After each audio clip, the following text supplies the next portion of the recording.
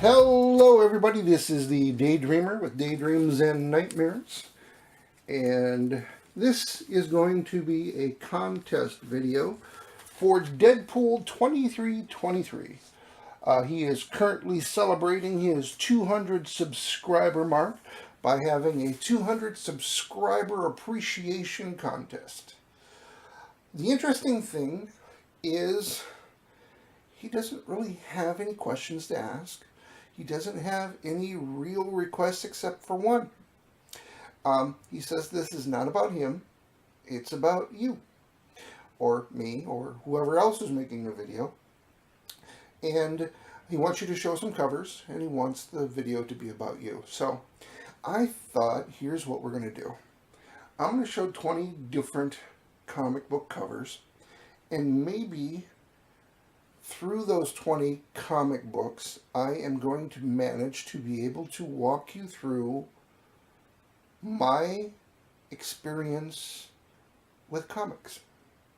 And see the books that I have, some books that I've gathered through the years of collecting, what my interests are, and where my journey through comics has gone. Some of these will look familiar. I've tried to pick some different covers for some of these for reasons as well, to try to mix it up just a little bit as well. I'm going to start off with this. I've shown this a few times in several different videos. Star Wars, number 14. First comic book I ever bought. It's probably somewhere in the mid-grade, 5.0, 6.0, somewhere in that neighborhood. It's well-read, well-loved. I got it in 1978, the year after the movie came out, August of 78. It's one that's been in my collection probably the longest. Well, it is the longest first comic book I've gotten. Sorry. I'm trying to think of how to phrase this. I have comic books that are older than this, but not purchased sooner than this. Let's put it that way. Anyway, this is one of the ones that started it all. And back in that period of time, in when I would say between 8 and say, when I hit my teens, a lot of my interest in comic books revolved around the TV shows that I like to watch and the movies I like to watch at that time. And we're talking late 70s, early 80s. And it's reflected in the comic books that I gathered. I'm a huge Doctor Who fan, and Marvel actually put out Doctor Who comics in the 80s, right around the time that Tom Baker, the Fourth Doctor, was making his movie or TV show series. And these were serials back in the 80s with, well, all the previous Doctors. There'd be a story arc, and there'd be like a 7-part story, and every half hour that the show showed would be one segment of that particular story arc. And I was a big, well, I am a big, huge fan of Doctor Who. I'm saying was because this is a 80s comic book.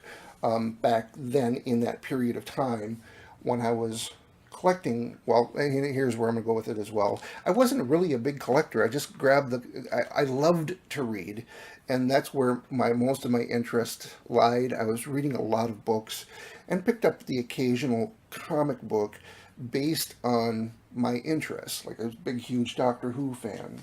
I was also a fan of the X-Men. And the books that were available during that period of time as well. And I'm a big, huge Wolverine fan as well. You have the cover there. But one of the ones that really spoke to me, and this is one of the few that I actually started collecting, because this was about Teenage Mutants, the New Mutants. And so I actually have the full run of these and collected all of the New Mutants when they came out. I wasn't chasing these as grails or collecting these because they were collectible. I kind of related to being a teenager that didn't quite fit in, that was kind of out of place. These New Mutants, these kids with powers that they didn't understand and were trying to find themselves. So you can kind of relate to that. So But like I said, with the New Mutants and with the Wolverines, I really was a big, huge fan of Wolverine as well, and would pick up Wolverine comic books and pick up X-Men comic books. Collected all of the New Mutants, but also other titles that really kind of interest me. And as you can see, I was a Marvel guy, collecting the Punisher as well, and also a fan of Spider-Man.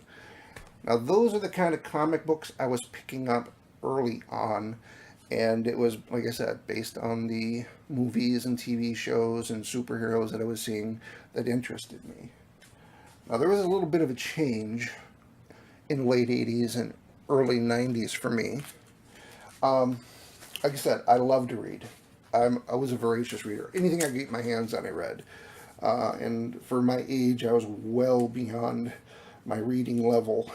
And by, you said late 80s, early 90s, I was that at that point in time, I was in my late teens and early 20s and heading off to college. And all of a sudden, DC caught my interest because they had this whole new line of comic books, and a brand that was focusing on story-based and adult-centric comic books. And being, in an older teen and my early 20s, and loving to read, I wanted something that was a little more interesting to me, had more storylines and more in-depth, thought-provoking stories and art and things like that beyond the superheroes. And I discovered DC Vertigo. Fell in love with characters in the Sandman series and John Constantine in Hellblazer, and Swamp Thing, a man that's suddenly discovers that he's no longer a man and trying to find the humanity in the creature that he's become. And then later in the 90s, mid 90s, the late 90s, you had Preacher with Garth Ennis and Steve Dillon as well. These are all books from the DC Vertigo line that really, really intrigued me because of the stories. But reality sets in that when you are done with college, mid 90s, I suddenly had student loans to pay back, so I couldn't afford to any longer to have the luxury of spending my extra money, which I didn't have, on comic books. So I stopped collecting comic books, say mid 90s, and really kind of missed out from about mid 90s. Well, hold on. Before I skip ahead, I have three other books I was going to show off as well. Speaking of 90s, all of the wonderful goodness of the 90s, besides those as well, you had all kinds of other upstart companies that were in the 90s that were trying to put out comics, and I wound up collecting some of these as well, as the DC Vertigo and some of the other titles that I enjoyed from Marvel. You have the Ultraverse with Malibu and titles like The Freaks, or you have like Savage Dragon and Spawn from Image Comics, and Valiant with titles like Shadow Man that I was also collecting in the early 90s as well, and really kind of expanded the world beyond DC and Marvel as well. Anyway, as I was saying, going beyond the 90s, I stopped collecting. And we have to fast forward all the way to about 2 years ago, when I finally got to the point in my life where I could afford to start collecting again. But that leaves me with nearly a 2-decade, 20-year gap in my collection, and a lack of knowledge in where the comic book universe has changed, except for what I've seen in TV and movies. So I had to kind of refamiliarize myself with it, and about 2 years ago I started poking around on YouTube and found all these wonderful channels on YouTube among the comic book community, and started watching all these collectors talking about their books, and they kind of stirred in me the need to collect again. Um, and so I was trying to find a place to start again. And it's kind of overwhelming and trying to figure out where to pick up, because the entire Marvel universe had completely changed. They had gone multicultural and diverse, and changed all the storylines and even changed some of the characters. And I wasn't really very familiar with a lot of the DC stuff, and most of the Valiant titles and Malibu and other characters I just showed have gone away. They've got a resurgence recently, but and then same goes for DC Vertigo. All those characters I loved and was familiar with weren't there anymore, um, and or had changed, and I didn't know where to start. So I started with a familiar character. Like I said, I was a big fan of Wolverine, so I wound up picking up the Old Man Logan books, since suddenly Wolverine's now an old man, and the other character, and look at Old Man Logan right here, who's taking the reins of Wolverine with Laura Linney and X-23. So that's where I kind of decided to start trying to reintroduce myself to collecting as well, with those characters there.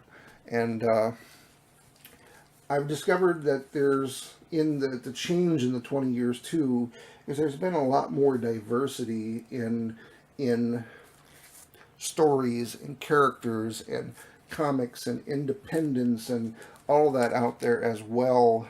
And I've discovered other titles out there that I've really kind of enjoyed, like Seven to Eternity and Monstrous here from Image Comics, which are very different from the earlier characters of Spawn and Savage Dragon that I really enjoyed, where you have diverse stories and artists that are there's some beautiful artwork to go with the stories as well. And then independent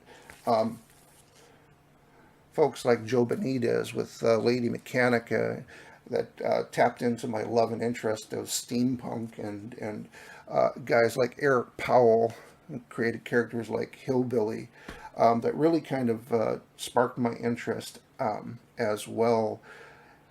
So I think I've probably talked enough, but that is kind of my journey in the world of comics, and what I've enjoyed and what I've collected throughout the years. And I hope you enjoyed it. Go check out Deadpool2323. Congratulate him on his 200 subscriber mark. I think he's already up to 250. But anyway, I will leave a link to his contest or giveaway in the description down below. And for those that are watching, thank you for watching.